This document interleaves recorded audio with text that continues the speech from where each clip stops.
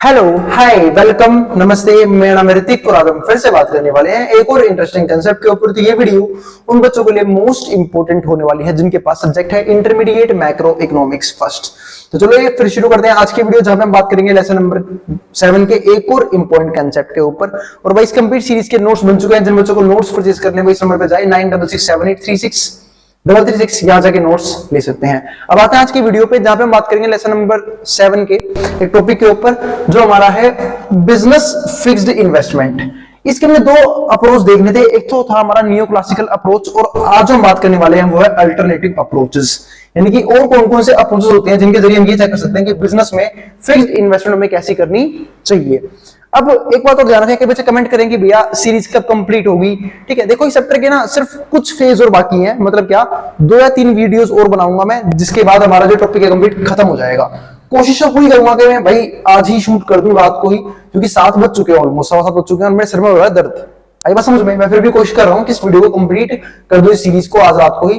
ठीक है, तो भाई बस 2-3 वीडियोस और बनेंगी और आपके सारे कंसेप्ट एक एक कंसेप्ट में क्या करवा दूंगा, खत्म करवा दूंगा पूरी सीरीज की। आई बात समझ में?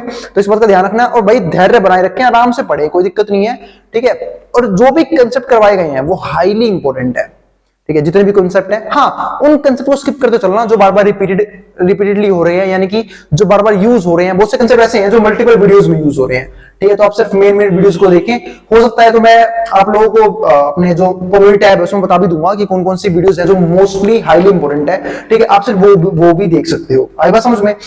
ठीक है, तो थोड़ी देर बाद मैं अपलोड कर दूंगा टेलीग्राम चैनल पे भी कि कौन कौन से ऐसी वीडियोस हैं जो हाईली इंपॉर्टेंट है। अगर आप वो वीडियो देख लेते हो तो भी आपका एग्जाम का मोस्टली वो सारा पोर्शन कंप्लीट हो जाएगा। आई बात समझ में? तो अभी हम शुरू करते हैं इस वीडियो को, इस सीरीज को आगे। तो इस सीरीज में क्या पढ़ना है वो देखते हैं। तो और भाई हाँ, टेलीग्राम चैनल ज्वाइन कर लेना जिन बच्चों ने ज्वाइन ना किया हो। अब यहाँ पे देखो, the business investment decision. The business investment decision का मतलब क्या होता है वो समझते हैं हम। द बिजनेस इन्वेस्टमेंट डिसीजन का मतलब है, यहाँ पे जो हमारा पहला अप्रोच है वो है डिस्काउंटेड कैश फ्लो एनालिसिस। अब बात आती है कि इसको ना हम लोग बोलते हैं मोस्ट इंपोर्टेंट एनालिसिस या फिर मोस्ट इंपोर्टेंट मेथड कि बिजनेस में फिक्स इन्वेस्टमेंट किस तरीके से करनी चाहिए। तो समझते हैं डिस्काउंटेड कैश फ्लो का मतलब क्या है। ये मतलब तो बताओ। देखो, जब भी हम कोई इन्वेस्टमेंट करते हैं तो हम ये सोच के चलते हैं कि उस इन्वेस्टमेंट से रिटर्न्स क्या आने वाली है। यानी कि इन्वेस्टमेंट तो हम आज करते हैं, पर क्या रिटर्न्स इन्वेस्टमेंट करते जनरेट होने शुरू हो जाएंगे क्या? नहीं, रिटर्न्स बनेंगे फ्यूचर में। अब वो फ्यूचर में रिटर्न अच्छे ही बन सकते हैं और बेकार ही बन सकते हैं। वो डिपेंड करता है कि हमने इन्वेस्टमेंट कैसी जगह की हुई है और कैसे बिजनेस में की हुई है। ठीक है, और उसके आने वाला फ्यूचर कैसा है। आई बात समझ में? तो जब भी हम अपनी इन्वेस्टमेंट का फ्यूचर वैल्यू या फिर फ्यूचर कैश फ्लो कितना आने वाला है वो चेक करते हैं, उसको हम बोलते हैं कैश फ्लो एनालिसिस। आई बात समझ में? तो वो था हमारा ये वाला कंसेप्ट जिसमें क्या लिखा है डिस्काउंटेड कैश फ्लो एनालिसिस। तो जहां पे फर्म्स ये कैलकुलेट करके चलती हैं कि हमने जो इन्वेस्टमेंट की है उसके हिसाब से फ्यूचर में कितने कितने रिटर्न्स यहां से आने वाले हैं इस इन्वेस्टमेंट के हिसाब से। ठीक है, तभी वो इन्वेस्टमेंट करेंगी। अगर देखो कोई भी इन्वेस्टर इन्वेस्ट क्यों करेगा? जब उसे लगेगा कि जो मैंने इन्वेस्टमेंट करी है वो सही है और इससे रिटर्न्स आने चांसेस क्या है, बहुत ज्यादा है और हायर रिटर्न्स जनरेट होंगे। अगर उसे लगेगा फ्यूचर में रिटर्न्स आने वाले हैं तो वो इन्वेस्ट नहीं करेगा कभी भी। तो इस चीज का भी ध्यान रखना। तो ये बात यहां पर लिखी हुई है डिस्काउंटेड कैश फ्लो एनालिसिस। तो firms will calculate the discounted present value. क्या निकालेंगे? डिस्काउंटेड प्रेजेंट वैल्यू निकालेंगे, PV, for all future revenue streams. ठीक है, कि जितना भी हमारा फ्यूचर में रिवेन्यू स्ट्रीम्स यानी कहां से पैसा आ सकता है, by using the discounting factor. कैसे? डिस्काउंटिंग फैक्टर को यूज करके। द पीवी हमारा present value will be compared with the present investment. इसको हम कंपेयर करेंगे प्रेजेंट इन्वेस्टमेंट से। Higher rate of interest larger the discounting factor. एक बात का ध्यान रखना, अगर इंटरेस्ट रेट काफी ज्यादा हाई है यानी कि इंटरेस्ट ज्यादा है तो जो हमारा डिस्काउंटिंग फैक्टर उतना ही कम हो जाएगा। Hence the discounted present value will be lower.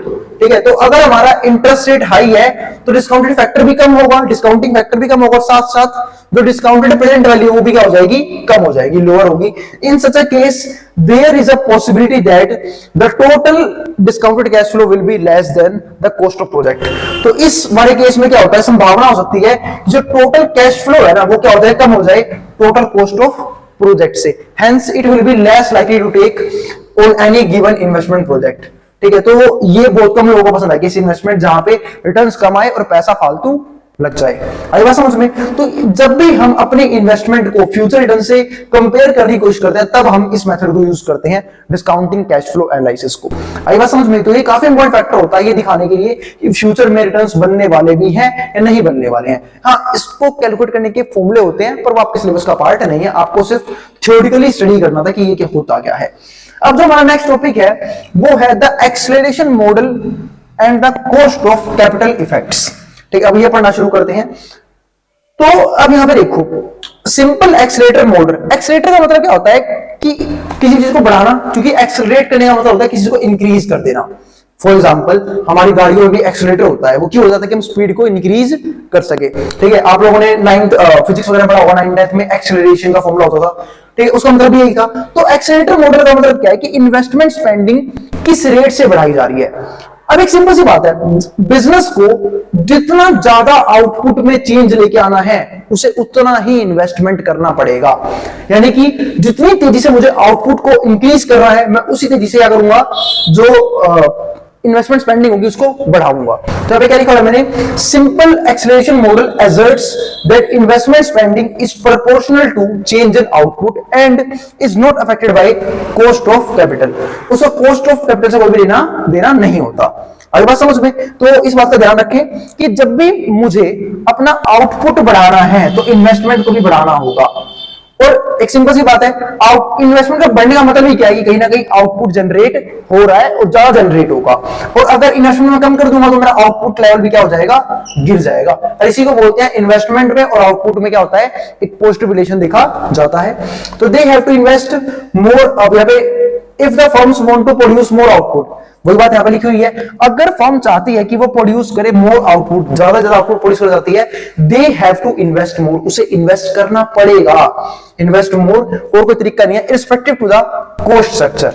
उसे कॉस्ट पे ध्यान ना देते हुए उसे और इन्वेस्ट करना पड़ेगा, चाहे उसे वो कैपिटल महंगे रेट पे क्यों ना मिल रही हो। If the output was expected to increase, अगर लग रहा है कि आउटपुट सही में बढ़ने वाला है, देन इन्वेस्टमेंट नीडेड। इसका मतलब क्या है कि जब किसी बिजनेस को ये लग रहा है, किसी प्रोड्यूसर को ये लग रहा है कि फ्यूचर में जरूरत पड़ सकती है आउटपुट को इंक्रीज करने की, डिमांड बढ़ने वाली है, तो वो इन्वेस्टमेंट जरूर करता है। इन्वेस्टमेंट नीडेड, वहां पे इन्वेस्टमेंट चाहिए ही चाहिए। उसके अलावा ये हमारा एक फॉर्मूला होता है, I equals to F Y E minus में y। ये हमारा है इन्वेस्टमेंट फंक्शन। तो it is a function of difference between expected output, कि कितना आउटपुट जनरेट किया जाए और कितना हो रहा है एक्चुअल आउटपुट। तो जो ये y है ना, इसका मतलब क्या है, एक्सपेक्टेड आउटपुट। और जो ये वाला y है, क्या है, एक्चुअल आउटपुट कितना जनरेट हो रहा है। If the output is not expected to change, अगर आउटपुट में कुछ चेंज नहीं करना है, then net investment will be zero. तो इस केस में हमारी नेट इन्वेस्टमेंट जीरो होती है। यानी कि जब आउटपुट में जैसा जो चल रहा है वैसे ही चलाना है, आउटपुट में किसी प्रकार का चेंज नहीं करना है, तो हमारी नेट इन्वेस्टमेंट क्या होती है, जीरो मानी जाती है। ठीक है, अब आते हैं लास्ट टॉपिक पे और थोड़ा सा अच्छे से बात करेंगे इसके ऊपर। तीसरा टॉपिक है credit rationing and international source of finance. अब आती है क्रेडिट राशनिंग क्या होती है। तो पूरी कोशिश की जाएगी भाई आज तक वीडियो कंप्लीट हो जाए, ठीक है, सीरीज कंप्लीट हो जाए, ताकि आप लोगों को दिक्कत ना हो। जिन बच्चों का भाई अब तक यहां तक भी कंप्लीट नहीं हुआ है, तो उनके लिए भाई बहुत दुख भरी बात है, ठीक है, वो आराम से बैठ के कंप्लीट करें। अब मुझे ये समझ नहीं आता कि आप लोग इतना लेट क्यों पढ़ना शुरू करते हो। जब एग्जाम्स आ गए तो आपको कम से कम थोड़ा पहले स्टार्ट करना चाहिए था पढ़ना, ताकि एग्जाम टाइम तक आपको बिना प्रेशर के सारे टॉपिक्स क्या हो जाए, क्लियर हो जाए। ठीक है, लेकिन हाँ, हमें पढ़ना कहाँ है, जब तक डेडलाइन ना आ जाए तो पढ़ना शुरू क्यों करेंगे। बिल्कुल एग्जाम से एक रात पहले पढ़ेंगे, सारी वीडियो उससे पहले देखेंगे। ठीक है, तो इसमें होगा क्या, आप लोग प्रीवियस कंसेप्ट भूलते चले जाओगे, नए कंसेप्ट आपको याद रहेंगे। ठीक है, तो हर एक चीज को ना रिलेशन बनाता है, समझते हुए चलना अच्छे से, ताकि आपको एग्जाम में लिखने में कोई भी दिक्कत ना आए। ठीक, अब यहां पर देखो, तो अब आता है credit rationing and international source of finance. अब क्रेडिट राशनिंग का मतलब क्या है। अब आप सब लोग जानते हो कि उधार देने का सबसे बड़ा काम जो है वो काम किसका है, बैंक्स का। अब बैंक्स का काम है उधार देना, लेकिन क्या हम बैंक्स को फ्री छोड़ दें उधार देने के लिए। अगर बैंक्स को फ्री छोड़ दिया तो ये बैंक्स क्या करती हैं, बैंक्स है क्या, बैंक्स मीडिएटर है। बैंक्स को बैंक पैसा खुद को थोड़ा देती है किसी को लोन पे, वो देती है आम आदमी का पैसा। तो अगर बैंक्स को रेगुलेट ना किया जाए, बैंक्स को संभाला ना जाए अच्छे से, तो बर्बाद कर देंगे लोगों का पैसा। इसका मैं एग्जांपल भी दूंगा अभी। ठीक है, लोगों का पैसा बर्बाद कर देंगे। ठीक है, क्योंकि वो ऐसी जगह लोन देंगे बैंक। ठीक है, बैंक ऐसी जगह लोन देगा जहां पे क्या है, उन्हें लगता हो कि हायर इंटरेस्ट रेट मिल रहा है। अब हो सकता है भाई आपने किसी बड़े पैमाने पे किसी को लोन दे दिया, किसी बिजनेसमैन को, अब वो डिफॉल्टर निकल गया, मतलब उसने डिफॉल्ट कर दिया आपके साथ, अब बैंक का पैसा बर्बाद हो गया। लेकिन वो बैंक का पैसा बर्बाद नहीं हुआ, वो पैसा बर्बाद हुआ है आम लोगों का। ठीक है, क्योंकि बैंक में पैसा किसका रखा रहता है, आम लोगों का। आप लोग तो सिर्फ क्या हो, एक मीडियम हो उन तक पैसा पहुंचाने का जिनको पैसे की जरूरत है। अगर बात समझे तो जो भी क्रेडिट क्रिएशन का मेन काम हो किसका होता है, बैंक्स का होता है, ठीक है। लेकिन बैंक्स के ऊपर भी क्या है, एक रेगुलेशन है जिसको हम सब जानते हैं, जिसका नाम क्या है, आरबीआई। अब आरबीआई के कुछ रूल्स, ठीक है, एंड रेगुलेशंस होते हैं, कुछ गाइडलाइंस होती हैं जिसके तहत ही बैंक्स लोन दे सकता है। बैंक्स एक लिमिट को पार करके भी ज्यादा अमाउंट में लोन नहीं दे सकता। क्यों? क्योंकि हो सकता है अगर आप किसी बिजनेस में बड़े पैमाने में पैसा लगा दो, किसी बिजनेसमैन को बड़ा अमाउंट में लोन दे दो, तो हो सकता है उस लोन के नेगेटिव इफेक्ट आए, हो सकता है वो डिफॉल्ट करके निकल जाए, पैसा लेके भाग जाए, कुछ हो सकता है, पैसा ना चुका पाए। तो बैंक्स को भी एक सोच समझ के ही लोन देना पड़ता है, हर एक कंडीशन को देखते हुए। तो जो ये बात है ना, क्रेडिट राशनिंग, इस बात का मतलब ये है कि बैंक को है ना हमेशा कम कम अमाउंट में लोन देना है, हायर अमाउंट में लोन नहीं देना, यानी कि अपना सारा पैसा सिर्फ कुछ चुनिंदा लोगों में नहीं बांटना और मोटा मोटा पैसा नहीं बांटना, सबको थोड़ा थोड़ा पैसा देना है, ठीक है, ताकि बैंक का पैसा सेफ रहे। क्योंकि इसे बोलते हैं डाइवर्सिफिकेशन। जब बैंक अपना पैसा थोड़ा बहुत करके बहुत से लोगों को दे देगी, तो अब मान लो अगर 10% लोग भाग भी गए तो 90% लोग तो है ना, तो उनसे वो पैसा जो कवर होगा ना, इंटरेस्ट कवर होगा, तो वो 10% को कवर कर लेगा। लेकिन दिक्कत अगर आपने बड़े बड़े लोन दे दिए, उनमें से आधे लोग भाग गए, तो बैंक का आधा पैसा डूब जाएगा, आम आदमी का पैसा डूब जाएगा। इसका मैं एग्जाम्पल देता हूं आप लोगों को, इसे पढ़ने से पहले। एग्जाम्पल है यस बैंक। आप सब लोगों ने नाम सुना होगा।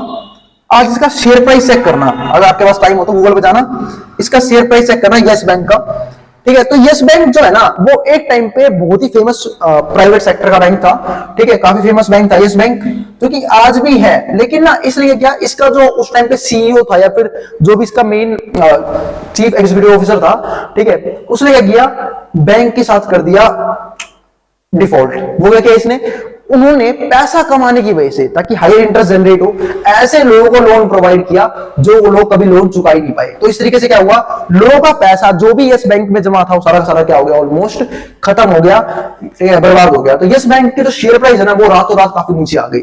अगर आप कोविड के बाद देखो तो कोविड के से पहले इसकी वैल्यू ऑलमोस्ट 350 के आसपास थी, लेकिन कोविड के बाद, मतलब आज की वैल्यू बताऊं तो आज के इसके जो शेयर वैल्यू है वो 24 रुपए के आसपास। यानी कि जो इन्वेस्टर थे ना यस बैंक में, उनको तो लॉस हुआ ही हुआ, लेकिन जिनका पैसा इस बैंक में रखा हुआ था उनको भी लॉस हुआ। तो ये होता है दिक्कत, जब बैंक अपनी मनमानी करता है सिर्फ ज्यादा पैसा कमाने की लालच में, कि फालतू इंटरेस्ट रेट जनरेट करूंगा, तो वो उसने ऐसे बंदों को फोन पैसे दिए ताकि उसे क्या मिले, हाई इंटरेस्ट रेट मिले। इंटरेस्ट रेट होगा नहीं, लेकिन वो पैसा लेके जरूर भाग गई, सारा का सारा डिफॉल्ट कर दिया बैंक के साथ। तो उसका खामियाजा भुगतना पड़ा था किसको, यस बैंक को। कहीं भी इसकी केस स्टडी सर्च करें ना, आपको पता लग जाएगा, ठीक है। अब यहाँ पर देखो, तो to reduce the risk factor को रिड्यूस करने के लिए अटैच टू द लैंडिंग, क्योंकि बैंक्स के पास भी इस फैक्टर तो रहता है ना कि पैसा दूं या ना दूं, ठीक है, कहीं लेके ना भाग जाए, कहीं पैसा चुका ना पाए, बहुत से रीजंस होते हैं।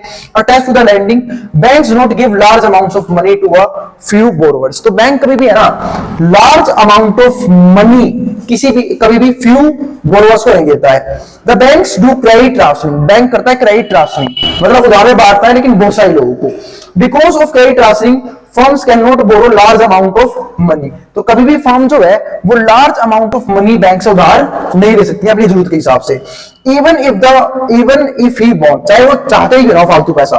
Credit rationing is important for small firms too, और जो क्रेडिट राशनिंग है वो स्मॉल फर्म्स के लिए भी इंपॉर्टेंट होती है। A large loan amount to small firms can possible make them defaulters. अगर किसी को भी लार्ज लोन प्रोवाइड कर दिया बड़े पैमाने पे, तो हो सकता है वो बैंक से क्या कर दे, डिफॉल्ट भी कर दे।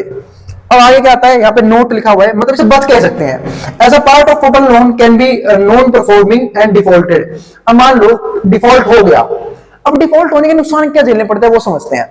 अगर बैंक का डिफॉल्ट हो भी गया, तो अब बैंक को तो पैसा कवर कर रहा है, बैंक तो पैसा रिकवर करेगी।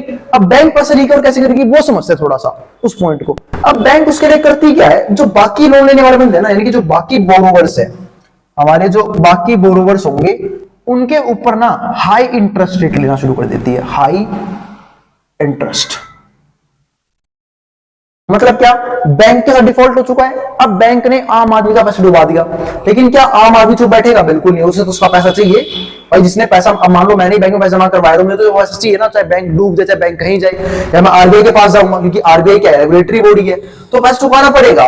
तो जो बोरोवर है ना, ठीक है, जो बाद में आने वाले बोरोवर है उस बैंक के पास, तो बैंक है ना उन पे हाई इंटरेस्ट रेट लगा देती है। उनको मतलब महंगे में लोन प्रोवाइड करती है, ताकि ज्यादा पैसा आएगा, ज्यादा इंटरेस्ट आएगा, तो फटाफट पैसे को जो डिफॉल्ट हुआ अमाउंट से कवर करने की कोशिश करती है बैंक। ठीक है, तो इस तरीके से बैंक जो है वो कवर करती है। इससे क्या होता है, क्या है, जो ऑनेस्ट बोरोवर है ना, उन्हें भी लोन क्या मिलता है, महंगे इंटरेस्ट रेट में मिलता है। तो ये नुकसान होता है किसी भी ऑनेस्ट बोरोवर के साथ, कि किसी को सही पैसे की नीड है और वो डिफॉल्ट भी नहीं करना चाहता, उसे भी क्या देना पड़ता है, महंगा इंटरेस्ट रेट देना पड़ता है, फालतू इंटरेस्ट रेट देना पड़ता है। तो ये बात यहाँ पर लिखी हुई है, as a part of total loan can be non performing and defaulted, the banks ask for higher interest from all compensate for that defaulted amount. Bank higher interest charge करते थे कि वो सारे कंपनसेटेड अमाउंट को, जो भी amount default हुआ है उसको कंपनसेट कर पाए। Hence market rate of interest will increase, जिससे क्या होता है, मार्केट रेट जो इंटरेस्ट का इंक्रीज करता है। This will discourage honest borrower, और इस तरीके से जो ऑनेस्ट बोरोवर सब क्या हो जाते हैं, बेचारे डिस्करेज होते हैं, वो लोन लेना कम ही पसंद करते हैं। क्यों? क्योंकि उन्हें पता है बैंक उसे क्या करेगी, हायर इंटरेस्ट चार्ज करेगी। But dishonest borrowers will continue taking loans and being defaulter. लेकिन जो बेचारे होते हैं, ठीक है, क्या बोलूं मैंने, डिसऑनेस्ट बोरोवर जिन्हें आदत है भागने की, पैसा लेके, ठीक है, तो जो डिसऑनेस्ट बोरोवर है will continue taking loans from being defaulter, ये लगातार लोन लेते हैं और बैंक के साथ लगातार डिफॉल्ट करते रहते हैं, डिफॉल्टर्स बनके। अब इसके चक्कर में होता क्या है, आरबीआई रोल में आती है। The RBI can impose credit limits on banks. अब आरबीआई लगाती है बैंक्स पे लिमिट कि आप इससे फालतू लोन प्रोवाइड नहीं करोगे, और बिना डाटा देखे, बिना बोरोवर का बैकग्राउंड देख के आप किसी को लोन प्रोवाइड नहीं करोगे कि उनका पास्ट बोरोइंग रिकॉर्ड कैसा रहा है, वो पेमेंट करते हैं टाइम पे, नहीं करते हैं, टाइमली पेमेंट, जिसको बोलते हैं ना, एक वर्ड होता है सिविल स्कोर। आप लोगों ने ये वर्ड जरूर सुना होगा, सिविल स्कोर। ये चेक किया जाता है कि वो टाइमली पेमेंट कर रहा है या नहीं कर रहा, ठीक है, कहीं डिफॉल्ट तो नहीं किया उसने पास्ट में कभी भी, तो उसके चक्कर में उसका सिविल स्कोर चेक किया जाता है, और जिनका सिविल स्कोर अच्छा होता है उन्हें ही हायर अमाउंट ऑफ लोन मिलता है। ठीक है, तो RBI can restrict banks for giving large amount of loans. तो आरबीआई रोकती है बड़े अमाउंट ऑफ लोन देने से to a few large borrowers. किनको? फ्यू लार्ज बोरोवर्स को, ताकि फालतू नुकसान ना हो। तो ये हमारे थे इस कंप्लीट सीरीज के, मतलब इस कंप्लीट वीडियो के अंदर 3 टॉपिक्स, जहां पे हमने बिजनेस फिक्स्ड इन्वेस्टमेंट को 3 हिस्सों में डिवाइड किया था। Business investment decision, the acceleration model and the cost of capital effects, और तीसरा हमारा credit relation and international source of finance. ठीक है, हाँ, अगर मैं बात करूं इंटरनेशनल सोर्स ऑफ फाइनेंस की, तो यहाँ पे सिर्फ एक ही नाम आता है। ठीक है, इंटरनेशनल के हम बाहर से कैसे फाइनेंस मंगवा सकते हैं, तो बाहर के नाम पे भाई देखो, अगर कोई किसी का रिलेटिव है तो ले सकते हो, लेकिन आप बाहर से पैसा सिर्फ एक तरीके से मंगवा सकते हो। वो क्या है कि अगर आपके पास जैसे फॉर एग्जांपल आईएमएफ है, जैसे मान लो इंडिया की गवर्नमेंट को पैसे की जरूरत है और इंडिया गवर्नमेंट को आरबीआई पैसा प्रोवाइड नहीं कर पा रही, 2 तरीके से लोन लेती है कोई भी गवर्नमेंट, या तो आरबीआई से लेगी, रिजर्व बैंक ऑफ इंडिया से, या फिर लेगी वर्ल्ड बैंक से, इसको हम बोलते हैं आईएमएफ। ठीक है, इंटरनेशनल मॉनेटरी फंड। ठीक है, वहां से भी लोन ले सकती है, तो इस तरीके से लोन लिया जाता है। ठीक है, इसको बोलते हैं हम लोग इंटरनेशनल सोर्स ऑफ फाइनेंस, कि पैसा कहां से आ सकता है। और यहां तो हमने बात करी कि कोई बिजनेस पैसा कैसे कैसे एक्वायर करती है, लेती है। आई बात समझ में? मिलते हैं नेक्स्ट वीडियो में, जहां पे हम बात करेंगे इसके और भी इंटरेस्टिंग टॉपिक्स के ऊपर।